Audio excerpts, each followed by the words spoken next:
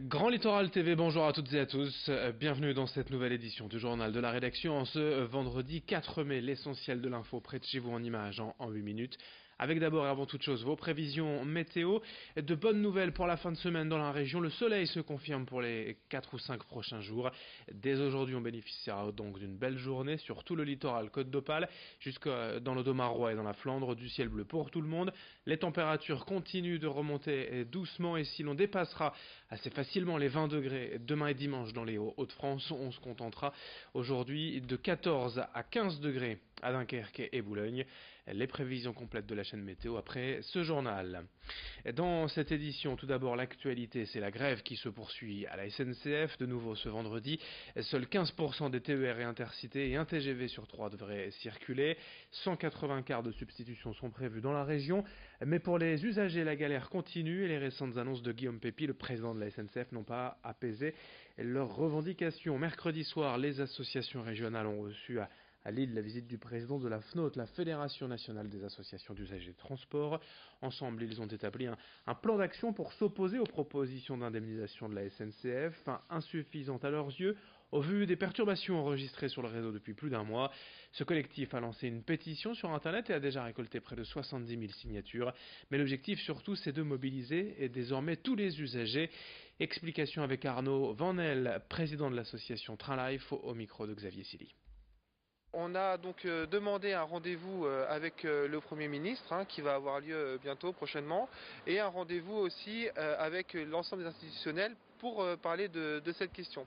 Et on espère aussi pouvoir démultiplier nos actions au niveau des réseaux sociaux et au niveau des collectifs. Nous aujourd'hui, on appelle ici sur les Hauts-de-France à une chose, c'est que l'ensemble des usagers montent sur l'ensemble des lignes des nouveaux collectifs pour porter cette parole et dire qu'on en a assez d'être finalement simplement de simples numéros pour la SNCF.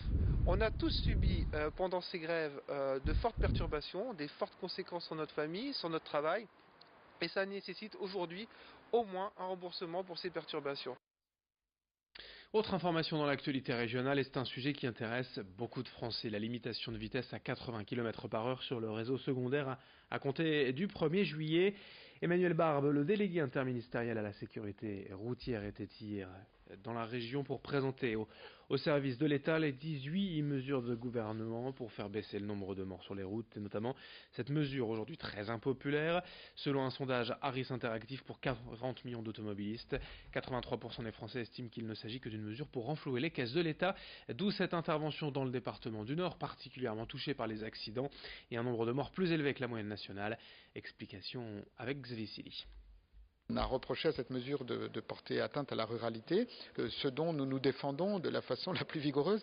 D'abord parce qu'en fait, tout montre qu'on perdra assez peu de temps, puisque en réalité aujourd'hui, on n'arrive pas à rouler à 90 km/h tout le long d'un trajet. Sur la moyenne des trajets, en réalité, on perd entre une quarantaine de secondes et quelques minutes, au profit de tous, au profit de la sécurité.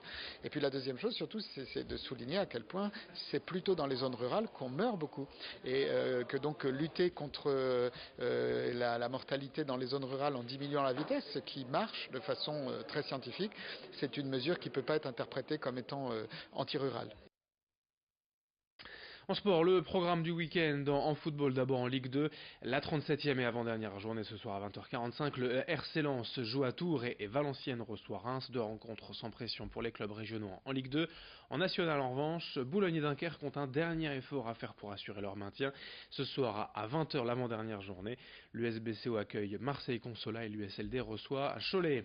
En basket, en proie, le SSM Le Portel joue face au Mans ce soir à 20h au Chaudron dans sa salle, alors que le BCM Gravelines Dunkerque accueillera Nanterre lundi à 20h45. Dans ce journal également, dans cette édition sur Grand Littoral TV, un peu de culture, de musique également cette veille de week-end, avec une journée de rencontres organisée demain aux 4 Écluses à Dunkerque. La salle de concert invite les musiciens amateurs locaux à venir partager leurs expériences et profiter des bons conseils d'artistes confirmés. Des tables rondes, des échanges et des discussions et une masterclass de Louis Aguilar. L'idée c'est d'aider les musiciens de tous bords à développer leurs projets, qu'ils soient professionnels ou amateurs, en bénéficiant du retour d'expérience d'autres groupes ou artistes, de l'écriture à la production jusqu'à la promotion sur Internet.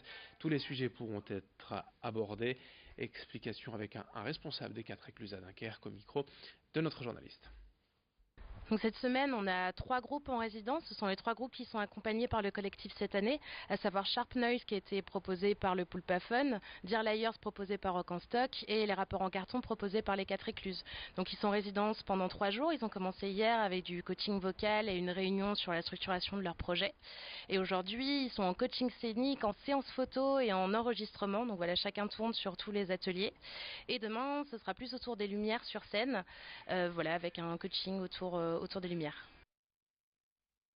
Dans ce journal, encore du sport, mais cette fois pour parler d'équitation et du 7e Jumping International 3 étoiles du Touquet ce week-end.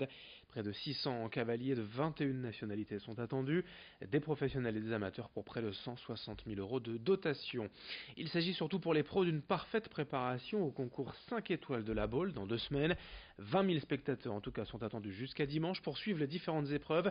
Hier, aujourd'hui et demain ont d'abord lieu les sélections, puis les grands prix ce dimanche. C'est un rendez-vous très important chaque année pour la ville du Touquet. Notez que l'entrée est gratuite avec toutes sortes d'animations sur place au centre équestre durant le week-end. Présentation de l'événement au micro de Louis Caillé. Il y a une épreuve qui est très spectaculaire, plus populaire, c'est le derby qui a lieu le samedi après-midi, qui est une épreuve d'obstacles toujours, mais un petit peu particulière, parce que les cavaliers et leurs montures sortent du terrain et vont à l'extérieur faire quelques obstacles naturels, des troncs d'arbres, des buttes, etc., et reviennent sur le terrain. Donc c'est un petit peu du cross, un petit peu du complet, c'est une épreuve mélangée qui plaît beaucoup au public parce qu'elle est plus variée. Fin de ce journal, dans un instant à suivre vos prévisions météo et un court rappel pour les prévisions des 3 ou 4 prochains jours. Du soleil, rien que du ciel bleu, une très belle météo printanière à prévoir pour cette fin de semaine et ce week-end, notamment sur le littoral Côte d'Opale. Les températures tout juste de saison aujourd'hui vont progresser et on pourrait bien dépasser quand même les 20 degrés ce week-end. On en parle dans un instant avec les prévisions complètes de la chaîne météo. À suivre d'autres infos. Très belle journée à toutes et à tous, ensemble évidemment sur Grand Littoral TV.